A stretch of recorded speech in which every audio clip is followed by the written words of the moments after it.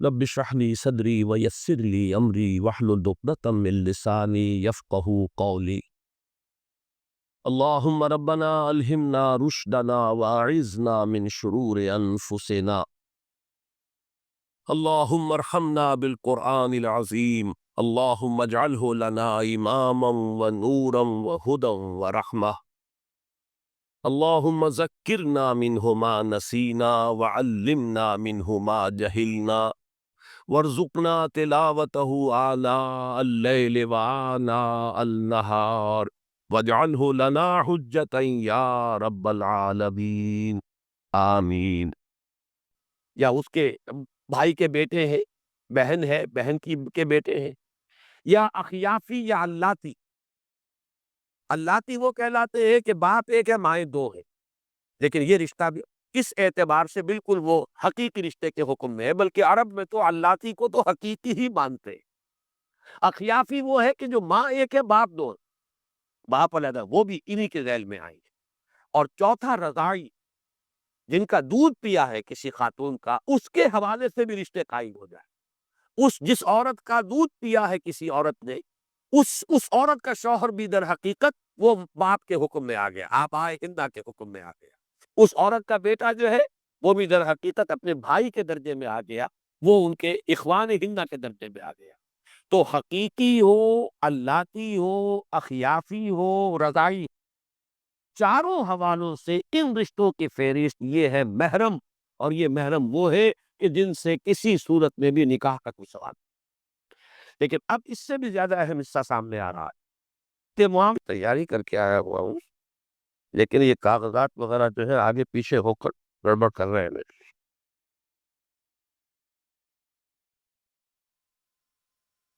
جی، ان رشتہ داروں کے پاس اب جو معاملہ آ رہا ہے، ابھی بات ختم نہیں ہوئی، اور کن کن کے سامنے عورت کھلے چہرے کے ساتھ، اپنے زیبائش اور آرائش کے ساتھ، اپنے اور بناؤ سنگھار کے ساتھ آ سکتی ہے۔ رشتہ داروں کے بعد آیا او نسائے ہن۔ نسائے ہن سے مراد کیا ہے؟ عورتیں بھی اپنی عورت، یہ سمجھیے کہ تاکید کی انتہا ہو رہی، غیر عورتیں بھی نہیں، غیر عورتوں کے ساتھ خلا ملا اور بہت ان کے ساتھ اختلاط اور بے تکلفی بھی فتنے پیدا کرنے والی شے۔ اس اعتبار سے یہاں پر میں ایک تو آپ کو حضرت عمر رضی اللہ تعالیٰ عنہ کا اثر سنا رہا ہوں، اور ایک میں تذکرہ کرنا چاہتا ہوں ہمارے آج کے معاشرے کے اعتبار سے۔ حضرت عمر نے حضرت ابو عبیدہ الجراح رضی اللہ تعالیٰ عنہما انہیں خط لکھا، کیونکہ وہ شام میں کمانڈر وہ تھے، وہاں پر جو بھی فتوحات ہو رہی تھی وہیں پر حضرت ابو عبیدہ حضرت خالد جراح رضی اللہ تعالیٰ عنہ کو جب معزول کیا گیا، اس کے بعد وہی کمانڈر تھے، وہی وہاں کے گویا کے حاکم۔ تو حضرت عمر نے خط لکھا کہ میں نے سنا ہے کہ مسلمانوں کی بعض عورتیں غیر مسلم عورتوں کے ساتھ حماموں میں جانے لگی ہیں، حالانکہ جو عورت اللہ اور یوم آخرت پر ایمان رکھتی ہو اس کے لیے حلال نہیں ہے کہ اس کے جسم پر اس کے اہل ملت کے سوا کسی اور عورت کی نگاہ بھی پڑے۔ اہل ملت نسائے ہند، مسلمان عورتیں، بلکہ اس میں بعض حضرات تو مسلمان بھی سب نہیں، جان پہچان کی عورتیں جن کے بارے میں معلومات حاصل، وہ عورت، ورنہ مسلمان عورتیں جو ہے وہ بھی نہ معلوم کس کس طرح کے جو ہے پیام رسانیاں کر سکتی ہیں اور فتنے اٹھا سکتی ہیں،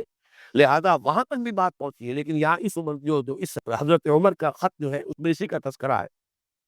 یہ خط جب حضرت ابو عبیدہ رضی اللہ تعالیٰ عنہ کو ملا تو وہ ایک دم گھبرا کر کھڑے ہو گئے اور کہنے لگے، خدایا جو مسلمان عورت محض چوری ہونے کے لیے ان حماموں میں جائے اس کا منہ آخرت میں کالا۔ یہ بیہقی میں بھی ہے روایت موجود، ابن جریر میں بھی، ابن کثیر میں۔ میں خاص طور پر آج کے حال کے حوالے سے تذکرہ کرنا چاہتا ہوں، آج کے ماحول کے اعتبار سے، کیونکہ پاکستان میں جو طبقہ اس وقت آپ کہہ لیں کہ وہ حکمران طبقہ ہے یا صاحب اثر طبقہ ہے، تعلیم یافتہ طبقہ ہے، وہ ہمارے ہاں ایک روایت جو شروع ہوئی تھی سماجی اعتبار سے بھی، سیاسی اعتبار سے بھی، فکری اعتبار سے بھی، جس کا نقطہ آغاز سر سید احمد خان، سر سید نے علی گڑھ قائم کیا، وہاں سے جو بھی مسلمانوں کی تعلیم یافتہ لوگوں کی ایک کھیپ تیار ہوئی، وہ ہماری قومی زندگی میں وہی اصل میں سمجھیے کہ رہنما بنی۔ اور اسی طرح اسلامیہ اسکول، اسلامیہ کالج، یہ سب در حقیقت جتنے اسلامیہ کالج بنے ہیں بر عظیم پاک و ہند میں، وہ سب مسلم اورینٹل، اینگلو اورینٹل کالج علی گڑھ کا جو ہے اس کی بیٹیوں کے مانند ہے۔ تو سر سید کا جو حال تھا، جس کو کہ یہاں پر کوٹ کیا جاتا ہے، سر سید پھر علامہ اقبال، لیکن ان دونوں کا حال یہ کہ یہ پردے کے معاملے میں انتہائی سخت، اور سر سید کا یہ واقعہ بڑا ہی ہمارے لیے سبق آموز ہے کہ اس وقت جب کہ انگریزی دور، اور ابھی انگریز آیا تھا نیا نیا، اور اس کی حکومت کا دبدبا، اس کی سطوت، گورنر جو تھا یو پی کا، اس نے سر سید احمد خان کو پیغام بھیجا کہ میرے گھر کی خواتین آپ کے خواتین سے ملنا چاہتے۔ سر سید کا جواب یہ تھا، اور یہ عبرت آموز اور سبق آموز ہے ہم سب کے لیے، اس کو کوٹ کیجئے اور عام لوگوں تک پہنچائیے کہ نہیں جناب، ہماری خواتین کا غیر خواتین سے بھی پڑتا ہے، گورنر یو پی کا۔ لیکن اس گورنر کو جواب یہ دیا سر سید احمد خان۔ سر سید کو سند کے طور پر کوٹ کرنے والے یہ پہلو اس کا جو ہے کسی طور سے بھی سامنے رکھنے کو تیار۔ علامہ اقبال پردے کے شدید پابند، پردے کے قائل، انہوں نے تو خیر اس کو فلسفہ بنایا ہے کہ عورت جو ہے اس کے اندر اللہ تعالیٰ کی صفت تخلیق ہے، اس کے جسم کے اندر تخلیق ہوتی ہے، اور تخلیق کا تو خاصہ یہ ہے، خالق جیسے چھپا ہوا ہے نگاہوں سے، ایسے ہی جس میں یہ خلاقی کا وصف جو ہے اس کا ایک عکس موجود ہے، اسے بھی چھپا جانا چاہیے۔ عورت عورت ہے، چھپائی جانے والی شے ہے، اس کو چھپا کر رکھنا چاہیے۔ عورت، ہمارے ہاں لفظ استعمال مستورات، مستور چھپی ہوئی شے، لیکن وہ مستورات جو ہے مکشوفات بنی ہوئی، اور وہ جو ہے کھلم کھلا نیم اڑیا لباسوں میں سڑکوں پر چلتی پھرتی نظر آ رہی ہے، نام ان کا مستورات ہے۔ نام ہم عورت کہتے ہیں، عورت جبکہ وہ سامنے موجود ہے، جبکہ اسے چھپا ہوا ہونا چاہیے۔ بہرحال سر سید احمد خان کا یہ واقعہ جو ہے یہ بہت اہم ہے، اور اس کو ذہن میں رکھیے۔ اب آگے آئیے، نساء ہننا کے بعد ہے او ما ملکت ایمانہن، اور جو ان کے غلام ہوں یا کنیزیں ہوں۔ مل کے یمین اصل میں لفظ جو ہے یہ مرد اور عورت دونوں کے اوپر اس کا اطلاق ہو جائے گا، غلام پر بھی اور کنیز پر بھی۔ او ما ملکت ایمانہن، یا جو ان کے داہنے ہاتھوں کی ملکیت ہو۔ اب اس میں اختلاف پیدا ہوا ہے، لیکن جو اختلاف پیدا ہوا ہے اس سے پہلے ایک بات نوٹ کر لیجئے، غلاموں کو کبھی بھی آپ قیاس نہیں کر سکتے آج کل کے ملازمین۔ اگر اس لفظ سے انسان کوئی جواب پیدا کرتا ہے آج کل کے خانساموں اور بیروں اور ڈرائیوروں اور چوکیداروں اور ملازموں کا، تو یہ قیاس مع الفارق۔ غلام وہ ہوتا تھا جو ملکیت ہوتا، اور ملکیت ہونے کے حوالے سے اس کی ایک ذہنیت بنتی تھی، وہ ذہنیت کچھ نہ کچھ مشابہ تھی اسی ذہنیت کے، کہ جیسے ایک شخص جو ہے بھائی اپنی بہن کے بارے میں یہ نہیں سوچ سکتا کہ میری اس سے شادی ہو سکتی ہے، لہذا اس کی جو ذہنی کیفیت، نفسیاتی جو ایٹیٹیوڈ ہے وہ اسی انداز میں بنے گا کہ یہ تو میرے لیے ہمیشہ کے لیے ابدی حرام ہے۔ اسی طریقے سے غلام کا معاملہ یہ ہوتا تھا کہ اس کے ذہن میں اس طرح کا کوئی خیال آ ہی نہیں سکتا تھا۔ لیکن آج کا جو ملازم ہے، خانسامہ ہو آپ کا، وہ آپ کا بہرہ ہو، وہ آپ کا شوپر ہو، وہ آپ کا چوکیدار ہو، کوئی ہو، وہ تو ملازم تھے،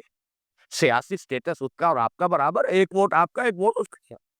آ کے ملازمت سے فارغ ہو گیا تو برابر کا شہری ہے، برابر کی اس کی عزت نفس ہے، برابر کی حیثیت ہے، سٹیٹس میں آپ کے اس کے درمیان کوئی فرق نہیں۔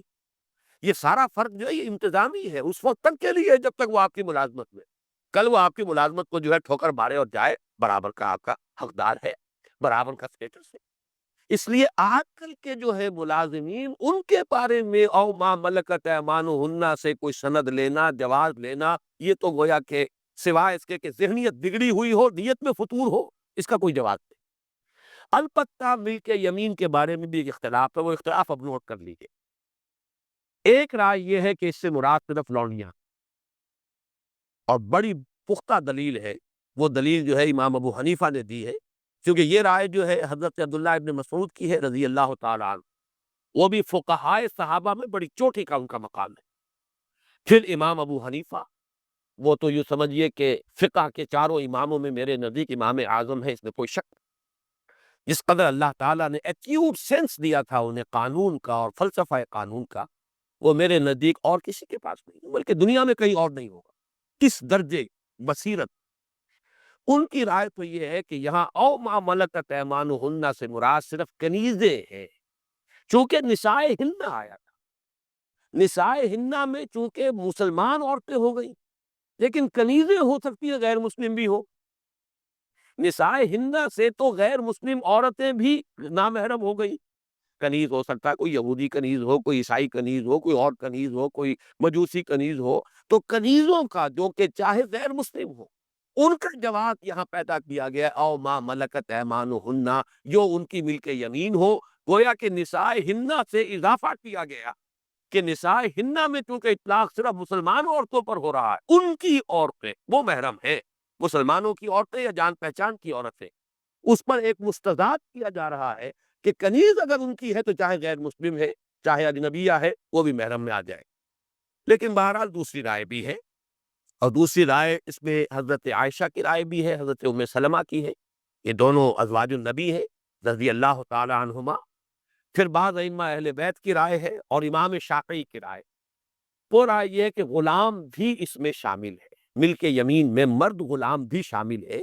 اس کے سامنے بھی عورت کھلے چہرے کے ساتھ، اور وہ بھی جو بھی اپنی زینت ہے اس کے ساتھ آ سکتی۔ اس کے لیے دو ان کے پاس حضور صلی اللہ علیہ وسلم کے واقعات ہیں، ان سے سند موجود ہے۔ ایک واقعہ یہ ہے کہ حضور صلی اللہ علیہ وسلم ایک غلام عبداللہ ابن مسعود الفرازی کو لے کر فزاری کو لے کر آئے حضرت فاطمہ کے رضی اللہ تعالی عنہ۔ وہ اس وقت ایک ایسی چادر اوڑھے ہوئی تھی جس سے سر ڈھانکتی تھی تو پاؤں کھل جاتے تھے، اور پاؤں ڈھانکتی تھی تو سر کھل جاتا تھا۔ نبی صلی اللہ علیہ وسلم نے ان کی گھبراہٹ دیکھ کر فرمایا،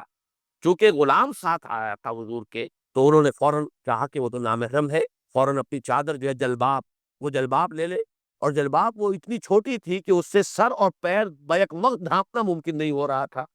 تو دیکھا حضور نے فاطمہ کو رضی اللہ تعالی عنہا کہ بڑی پریشان ہے، تو آپ نے فرمایا لیسا علیہ کے باس ہو انما ہوا ابو کے و غلام،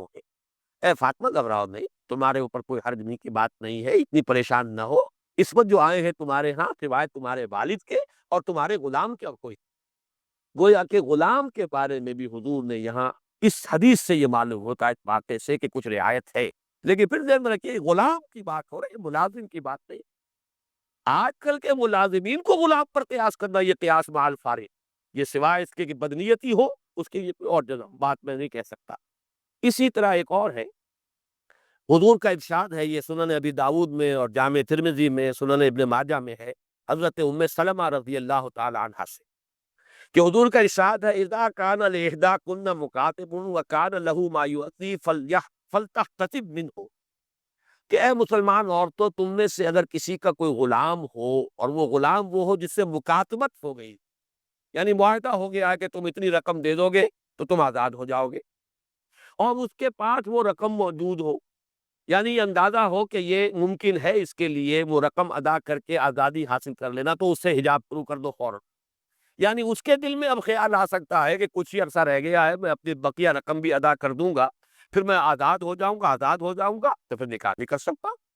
وہ معاملہ تھا وہ ایک غلامی کا، وہ بیریئر ختم ہو جائے گا، تو اس سے پھر حجاب بھی شروع کر دے، فلتحتجب منہ، تو اس کے لیے لازم ہے کہ اس سے پردہ کرے۔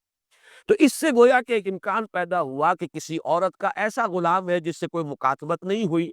جس کے آزاد ہونے کا کوئی راستہ ابھی پیدا نہیں ہوا، تو اس سے اگر وہ پردہ نہ کرے تو اس حدیث کی روح سے اس کا بھی گنجائش نکلتی۔ تو میں نے دونوں باتیں آپ کے سامنے عرض کر دی ہیں، ایک تو یہ کہ اس میں رائے اور میری رائے کا رجحان غالب جو ہے وہ اس پہلی رائے کی طرف ہے، امام ابو حنیفہ رحمۃ اللہ علیہ کی رائے اور حضرت عبداللہ ابن مسعود رضی اللہ تعالی عنہ کی رائے۔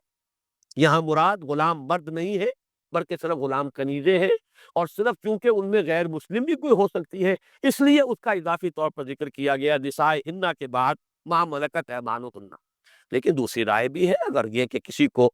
اس رائے پر زیادہ اعتماد ہو اور زیادہ اس کی موافقت اس کا ذہن محسوس کرے، اس پر عمل کرے، لیکن پھر میں عرض کروں گا کہ غلام کا معاملہ ہے، یہ کسی ملازم کا معاملہ ہے۔ اب آگے چلیے، اب التابعین غیر اولی الاربۃ، یا ایسے تابع لوگ ہوں کہ جنہیں کوئی سرے سے سروکار ہی نہ ہو عورتوں کے ساتھ، اس کے بارے میں مفسرین کے مابین بڑا اختلاف ہے، اس سے مراد کیا ہے۔ ایک رائے یہ ہے کہ کچھ لوگ ایسے بدھو قسم کے ہوتے ہیں، مغفل قسم کے ہوتے ہیں، انہیں کوئی پتہ ہی نہیں، کوئی معاملہ یہ زن و شوق کا معاملہ جو ہے اس کے پتہ ہی نہیں ہے، تو اس قسم کے لوگ ہو سکتے ہیں، اس سے مراد۔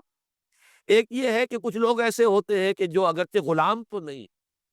لیکن کا خاندانی طور پر کسی خاندان کے تابع چلے آ رہے ہیں، اور ان کے مردوں کے اندر کبھی اس جو اونچا خاندان ہے، بڑا خاندان ہے، اس کی خواتین کے بارے میں کوئی خیال تقریباً آنا بحال ہو، اس سے مراد یہ ہے۔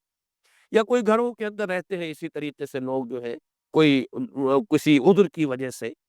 لیکن ایک رائے یہ بھی ہے کہ اس سے مراد جو ہے وہ مخنث قسم کے لوگ، کہ جن کے اندر وہ رجولیت نہیں ہے اور جن میں مردانگی نہیں ہے، تو وہ مراد ہے۔ لیکن اس کے ضمن میں چاہتا ہوں کہ ایک واقعہ بھی آپ کو سنا دوں،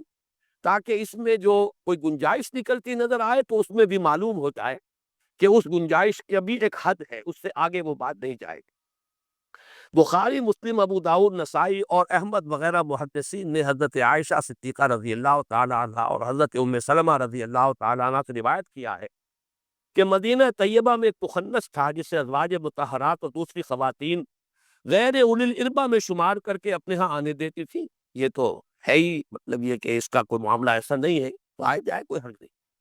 ایک روز جب نبی صلی اللہ علیہ وسلم ام المومنین حضرت ام سلمہ کے ہاں تشریف لے گئے تو آپ نے اس کو حضرت ام سلمہ کے بھائی عبداللہ ابن ابی امیہ سے باتیں کرتے سن لیا۔ وہ باتیں کیا کر رہا تھا؟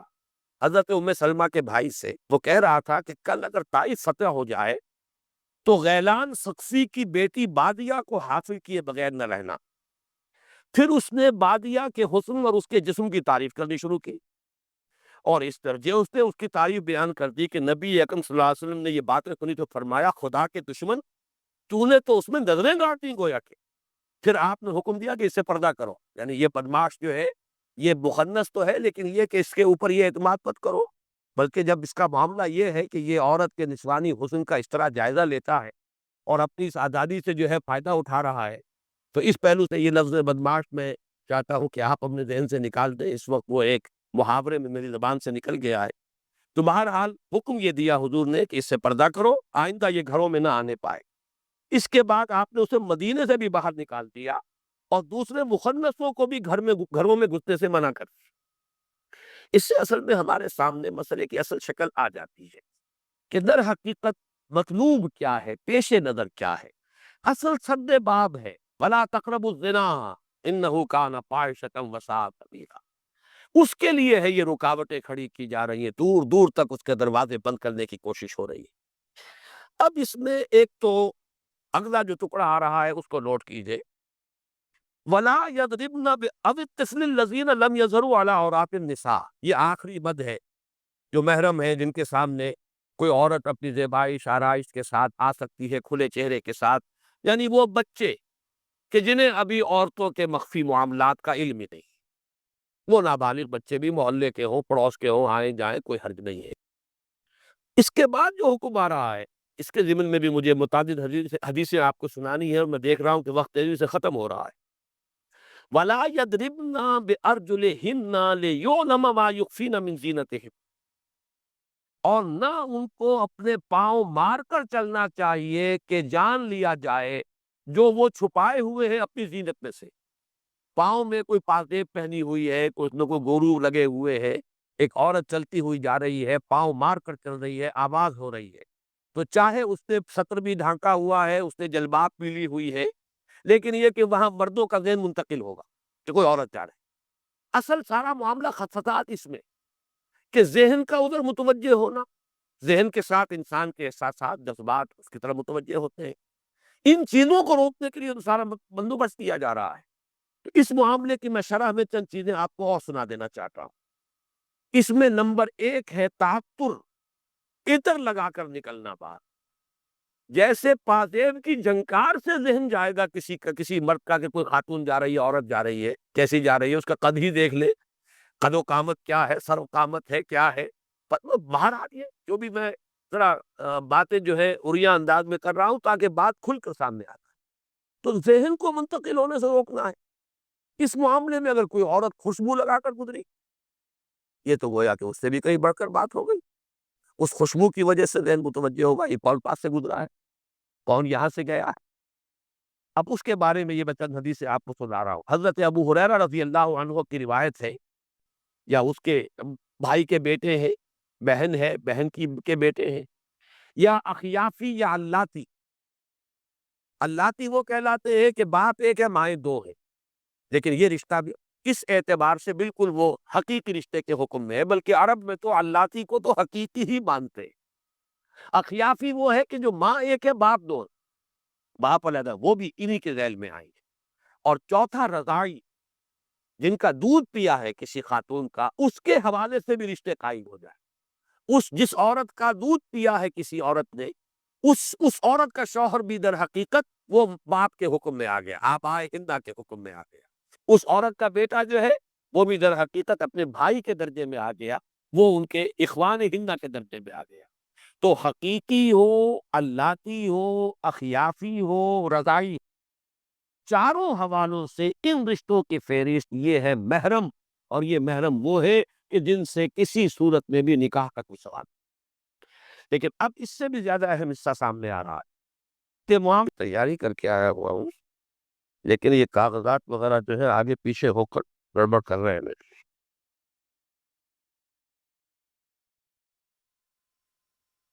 جی، ان رشتہ داروں کے بعد اب جو معاملہ آ رہا ہے، ابھی بات ختم نہیں ہوئی۔ اور کن کن کے سامنے عورت کھلے چہرے کے ساتھ، اپنے زیبائش اور آرائش کے ساتھ، اپنے اور بناؤ سنگھار کے ساتھ آ سکتی ہے؟ رشتہ داروں کے بعد آیا او نسائے ہن۔ نسائے ہن سے مراد کیا ہے؟ عورتیں، عورتیں بھی اپنی عورت، یہ سمجھیے کہ تاکید کی انتہا ہو رہی، غیر عورتیں بھی نہیں، غیر عورتوں کے ساتھ خلا ملا اور بہت ان کے ساتھ اختلاط اور بے تکلفی بھی فتنے پیدا کرنے والی شے۔ اس اعتبار سے یہاں پر میں ایک تو آپ کو حضرت عمر رضی اللہ تعالیٰ عنہ کا اثر سنا رہا ہوں، اور ایک میں تذکرہ کرنا چاہتا ہوں ہمارے آج کے معاشرے کے اعتبار سے۔ حضرت عمر نے حضرت ابو عبیدہ الجراح رضی اللہ تعالیٰ عنہما انہیں خط لکھا، کیونکہ وہ شام میں کمانڈر وہ تھے،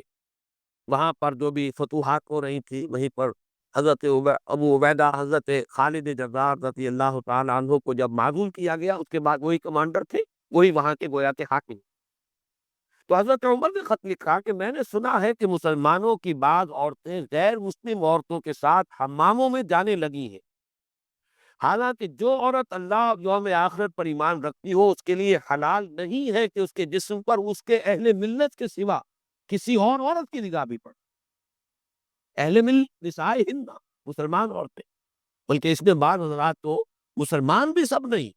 جان پہچان کی عورتیں جن کے بارے میں معلومات حاصل، وہ عورت، ورنہ مسلمان عورتیں جو ہے وہ بھی نہ معلوم کس کس طرح کے جو ہے پیام رسانیاں کر سکتی ہیں اور فتنے اٹھا سکتی ہیں، لہذا وہاں تک بھی بات پہنچی ہے۔ لیکن یہاں اس عمر جو اس حضرت عمر کا خط جو ہے اس میں اسی کا تذکرہ ہے۔ یہ خط جب حضرت ابو عبیدہ رضی اللہ تعالیٰ عنہ کو ملا تو وہ ایک دم گھبرا کر کھڑے ہو گئے اور کہنے لگے، خدایا جو مسلمان عورت محض گوری ہونے کے لیے ان حماموں میں جائے اس کا منہ آخرت میں کالا۔ یہ بیہقی میں بھی ہے روایت موجود، ابن جریر میں بھی، ابن کثیر میں۔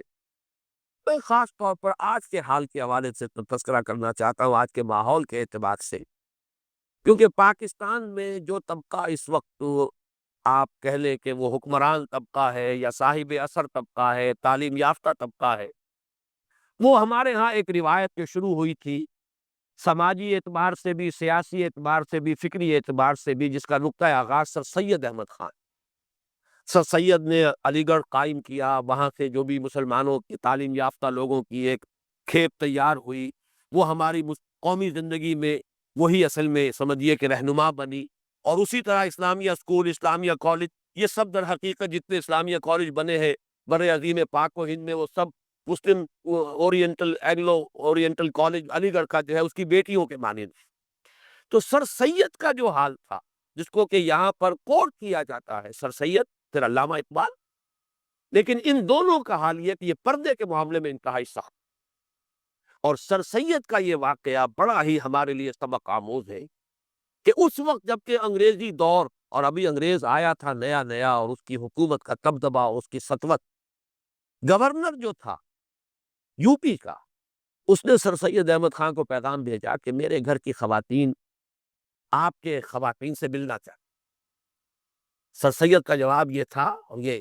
عبرت آموز اور سبق آموز ہے ہم سب کے لیے. اس کو کوٹ کیجئے اور عام لوگوں تک پہنچائیں کہ نہیں جناب، ہماری خواتین کا غیر خواتین سے بھی پڑتا ہے. گورنر یو پی کا، لیکن اس گورنر کو جواب یہ دیا سر سید احمد کا. سر سید کو سند کے طور پر کوٹ کرنے والے یہ پہلو اس کا جو ہے کسی طور سے بھی سامنے رکھنے کو تیار. علامہ اقبال پردے کے شدید پابند، پردے کے قائل، انہوں نے تو خیر اس کو فلسفہ بنایا ہے کہ عورت جو ہے اس کے اندر اللہ تعالیٰ کی صفت تخلیق ہے، اس کے جسم کے اندر تخلیق ہوتی ہے. اور تخلیق کا تو خاصہ یہ ہے، خالق جیسے چھپا ہوا ہے نگاہوں سے، ایسے ہی جس میں یہ خلاقی کا وصف جو ہے اس کا ایک عکس موجود ہے، اسے بھی چھپا جانا چاہیے. عورت عورت ہے، چھپائی جانے والی شے ہے، اس کو چھپا کر رکھنا چاہیے.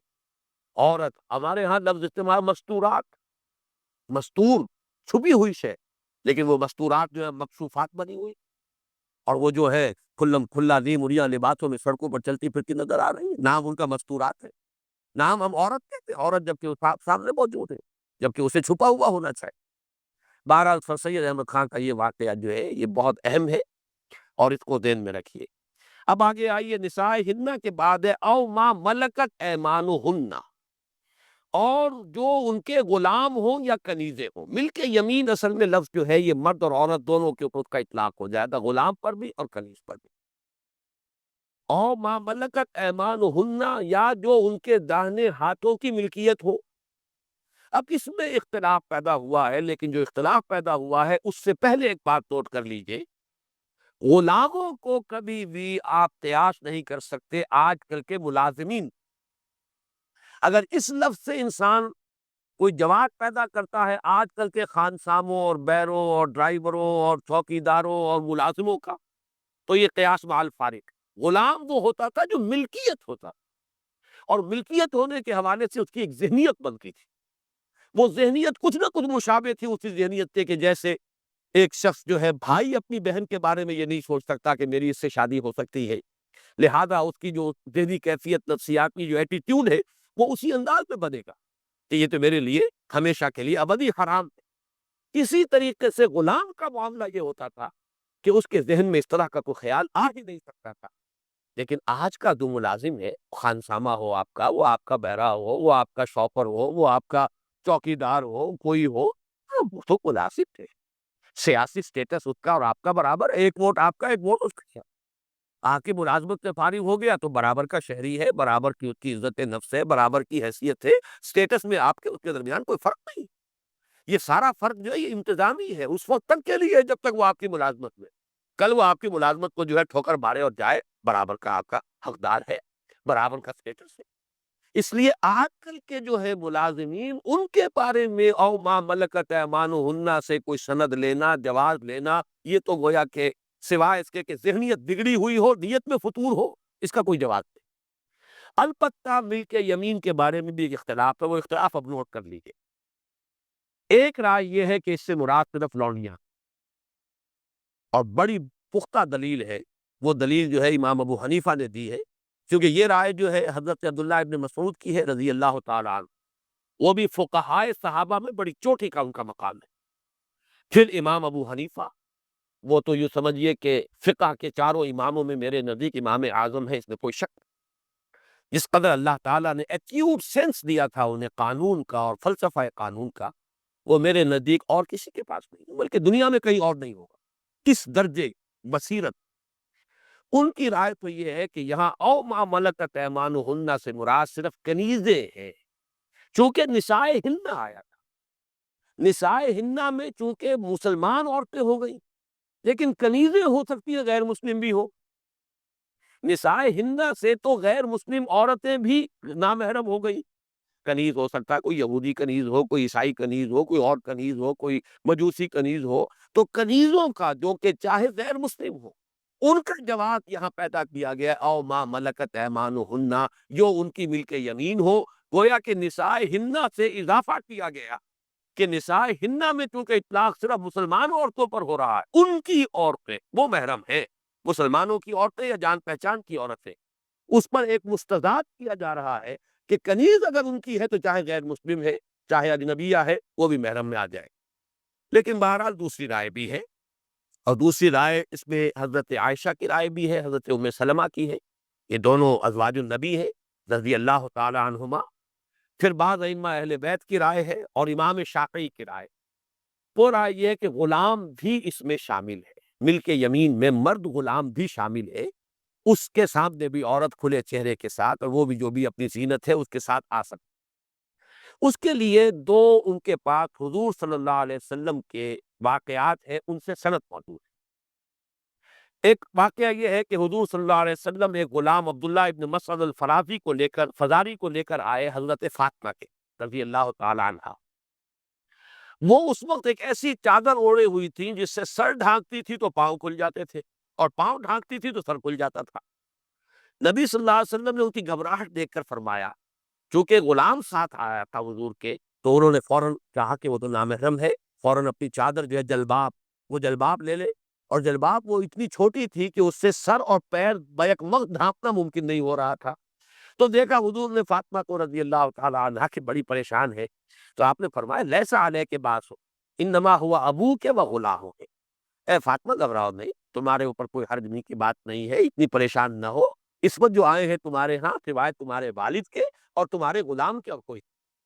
گویا کہ غلام کے بارے میں بھی حضور نے یہاں اس حدیث سے یہ معلوم ہوتا ہے، اس واقعے سے کہ کچھ رعایت ہے، لیکن پھر ذہن میں رکھیے غلام کی بات ہو رہی ہے، ملازم کی بات نہیں۔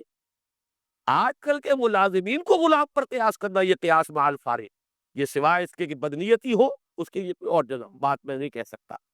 اسی طرح ایک اور ہے، حضور کا ارشاد ہے، یہ سنن ابی داؤد میں اور جامع ترمذی میں، سنن ابن ماجہ میں ہے، حضرت ام سلمہ رضی اللہ تعالی عنہا سے کہ حضور کا ارشاد ہے اذا کان لاحداکن مکاتب وکان له ما یؤتی فلتحتسب منه، کہ اے مسلمان عورتوں، تم میں سے اگر کسی کا کوئی غلام ہو اور وہ غلام وہ ہو جس سے مکاتبت ہو گئی، یعنی معاہدہ ہو گیا ہے کہ تم اتنی رقم دے دو گے تو تم آزاد ہو جاؤ گے، اور اس کے پاس وہ رقم موجود ہو، یعنی یہ اندازہ ہو کہ یہ ممکن ہے اس کے لیے وہ رقم ادا کر کے آزادی حاصل کر لینا، تو اس سے حجاب شروع کر دو فوراً۔ یعنی اس کے دل میں اب خیال آ سکتا ہے کہ کچھ ہی عرصہ رہ گیا ہے، میں اپنی بقیہ رقم بھی ادا کر دوں گا، پھر میں آزاد ہو جاؤں گا تو پھر نکاح نہیں کر سکتا،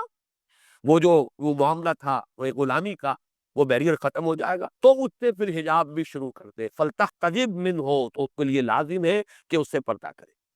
تو اس سے گویا کہ ایک امکان پیدا ہوا کہ کسی عورت کا ایسا غلام ہے جس سے کوئی مکاتبت نہیں ہوئی،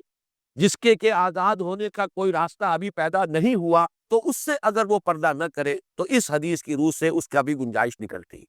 تو میں نے دونوں باتیں آپ کے سامنے عرض کر دی ہیں، ایک تو یہ کہ اس میں رائے اور میری رائے کا رجحان غالب جو ہے وہ پہلی رائے کی طرف ہے، امام ابو حنیفہ رحمۃ اللہ علیہ کی رائے اور حضرت عبداللہ ابن مسعود رضی اللہ تعالی عنہ کی رائے۔ یہاں مراد غلام مرد نہیں ہے بلکہ صرف غلام کنیزیں ہیں، اور صرف چونکہ ان میں غیر مسلم بھی کوئی ہو سکتی ہے اس لیے اس کا اضافی طور پر ذکر کیا گیا نساء ہن کے بعد ما ملکت ایمانہن۔ لیکن دوسری رائے بھی ہے، اگر یہ کہ کسی کو اس رائے پر زیادہ اعتماد ہو اور زیادہ اس کی موافقت اس کا ذہن محسوس کرے، اس پر عمل کرے، لیکن پھر میں عرض کروں گا کہ غلام کا معاملہ ہے، یہ کسی ملازم کا معاملہ ہے۔ اب آگے چلیے، اب التابعین غیر اولی الاربۃ، یا ایسے تابع لوگ ہوں کہ جنہیں کوئی سرے سے سروکار ہی نہ ہو عورتوں کے ساتھ، اس کے بارے میں مفسرین کے مابین بڑا اختلاف ہے، اس سے مراد کیا ہے۔ ایک رائے یہ ہے کہ کچھ لوگ ایسے بدھو قسم کے ہوتے ہیں، مغفل قسم کے ہوتے ہیں، انہیں کوئی پتہ ہی نہیں، کوئی معاملہ یہ زن و شوق کا معاملہ جو ہے اس کے پتہ ہی نہیں ہے، تو اس قسم کے لوگ ہو سکتے ہیں، اس سے مراد۔ ایک یہ ہے کہ کچھ لوگ ایسے ہوتے ہیں کہ جو اگرچہ غلام تو نہیں لیکن کا خاندانی طور پر کسی خاندان کے تابع چلے آ رہے ہیں، اور ان کے مردوں کے اندر کبھی اس جو اونچا خاندان ہے، بڑا خاندان ہے، اس کی خواتین کے بارے میں کوئی خیال تقریباً آنا بحال ہو، اس سے مراد یہ ہے۔ یا کوئی گھروں کے اندر رہتے ہیں اسی طریقے سے لوگ جو ہے کوئی کسی عذر کی وجہ سے۔ لیکن ایک رائے یہ بھی ہے کہ اس سے مراد جو ہے وہ مخنث قسم کے لوگ کہ جن کے اندر وہ رجولیت نہیں ہے اور جن میں مردانگی نہیں ہے، تو وہ مراد ہے۔ لیکن اس کے ضمن میں چاہتا ہوں کہ ایک واقعہ بھی آپ کو سنا دوں تاکہ اس میں جو کوئی گنجائش نکلتی نظر آئے تو اس میں بھی معلوم ہو جائے کہ اس گنجائش کی ابھی ایک حد ہے، اس سے آگے وہ بات نہیں جائے گی۔ بخاری، مسلم، ابو داؤد، نسائی اور احمد وغیرہ محدثین نے حضرت عائشہ صدیقہ رضی اللہ تعالی عنہ اور حضرت ام سلمہ رضی اللہ تعالی عنہ سے روایت کیا ہے کہ مدینہ طیبہ میں ایک مخنث تھا جسے ازواج مطہرات اور دوسری خواتین غیر اولی الاربہ میں شمار کر کے اپنے ہاں آنے دیتی تھی۔ یہ تو ہے ہی، مطلب یہ کہ اس کا کوئی معاملہ ایسا نہیں ہے، تو آئے جائے، کوئی حرج نہیں۔ ایک روز جب نبی صلی اللہ علیہ وسلم ام المومنین حضرت ام سلمہ کے ہاں تشریف لے گئے تو آپ نے اس کو حضرت ام سلمہ کے بھائی عبداللہ ابن ابی امیہ سے باتیں کرتے سن لیا۔ وہ باتیں کیا کر رہا تھا؟ حضرت ام سلمہ کے بھائی سے وہ کہہ رہا تھا کہ کل اگر طائف فتح ہو جائے تو غیلان سقفی کی بیٹی بادیہ کو حاصل کیے بغیر نہ رہنا۔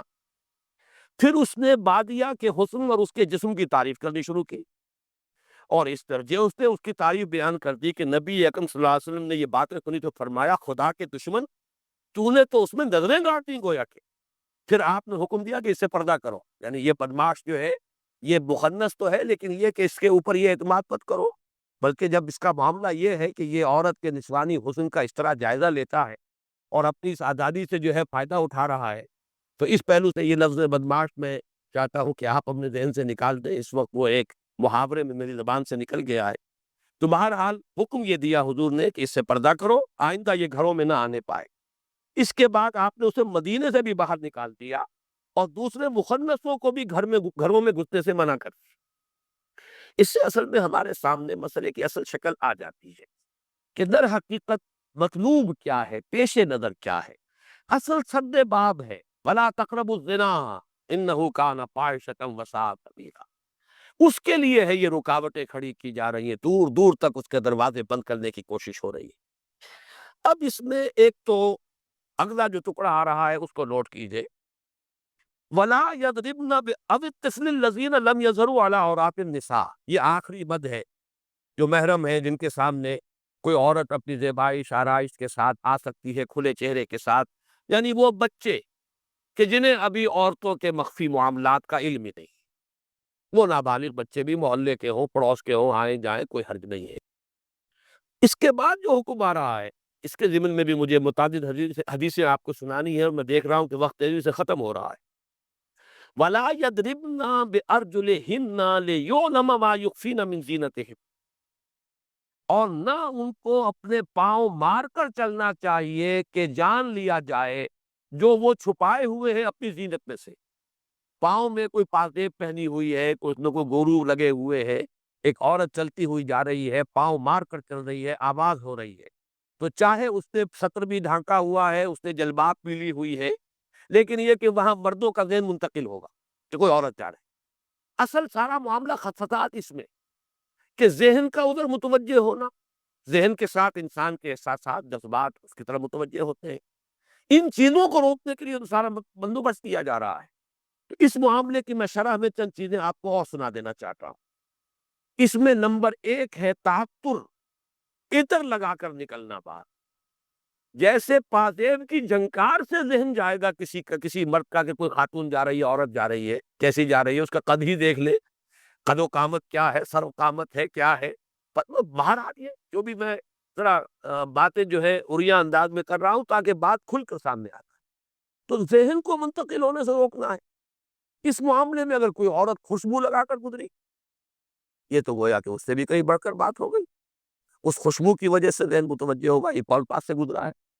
کون یہاں سے گیا ہے۔ اب اس کے بارے میں یہ میں چند حدیثیں آپ کو سنا رہا ہوں۔ حضرت ابو ہریرہ رضی اللہ عنہ کی روایت ہے کہ حضور نے فرمایا لا تمنعوا اماء اللہ مساجد اللہ ولکن یخرجن وہن طفلات۔ حضور نے فرمایا کیونکہ شروع میں مسجدوں میں آنے کی اجازت تھی، آئیں مسجدوں میں، تو فرمایا اب اللہ کی ان کنیزوں کو، باندیوں کو مسجدوں میں آنے سے مت روکو، لیکن وہ آئیں کوئی عطر لگا کرنا ہے، خوشبو لگا کرنا ہے، وہ اس شکل میں آئیں۔ اگر وہ عطر لگا کر خوشبو لگا کر آئیں گی تو پھر منع، تو ان کے لیے رکاوٹ ہے۔ ایک واقعہ ہے کہ ایک عورت مسجد سے نکل کر جا رہی تھی کہ حضرت ابو ہریرہ نے اس کے پاس سے گزرے۔ حضرت ابو ہریرہ،